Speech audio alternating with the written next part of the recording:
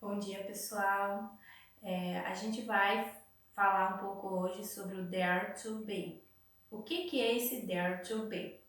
O dare vem de lá. O dare sozinho, ele é lá.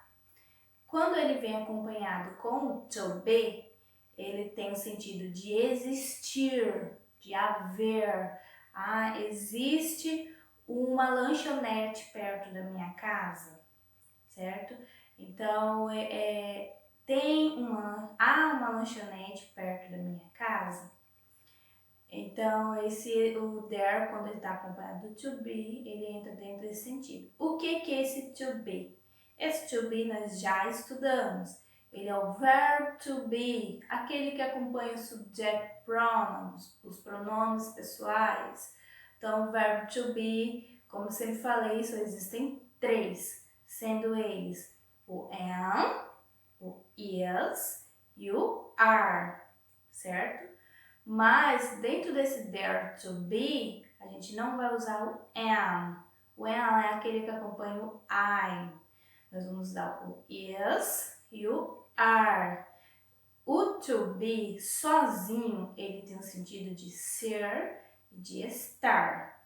Junto com o there, os dois então vão ter o sentido de existir e de haver, certo? Então, como que nós vamos saber quando usar o is ou are junto com o there? O is, ele tem o sentido de singular. Então, quando eu estou com a minha frase no singular, eu vou usar o is. There is, certo? Então, vamos aos exemplos, tá? Por exemplo, se eu falo assim, there is a pen. Quer dizer que eu estou falando que tenho uma caneta. Há uma caneta. Agora, se eu falo there are two pens, então há duas canetas. Estão entendendo? Então, quando eu falo there is a pen, então eu tenho apenas uma, eu estou no singular.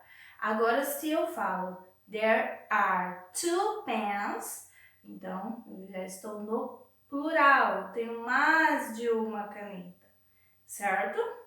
Então, there to be é bem simples, somente isso. Ele vai ter o meu sentido de existir e de haver, e o there vai estar acompanhando com o to be o is ou o are, certo?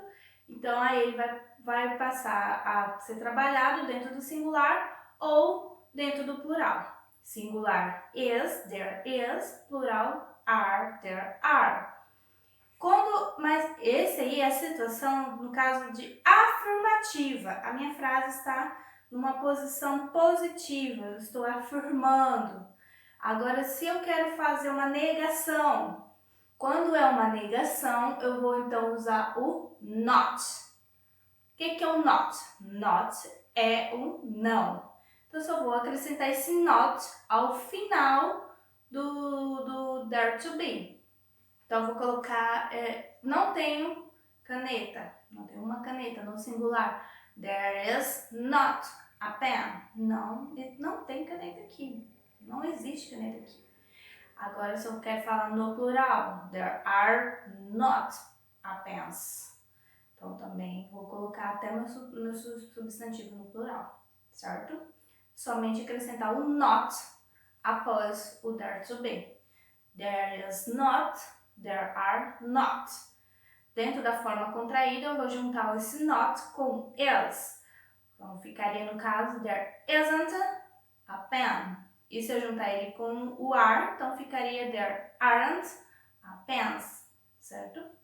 Esse é no caso da negativa.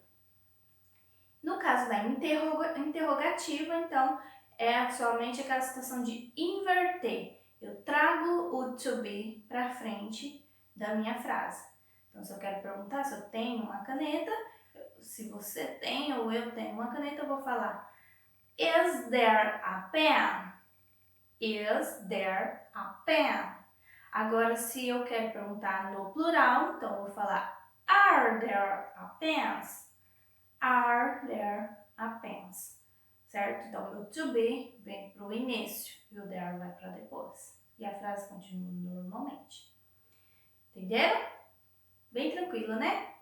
Então, o there vai estar acompanhando o to be, sendo eles o is ou o are, certo? E o is, there is, é quando eu estou no singular e o there are quando eu estou no plural, ok?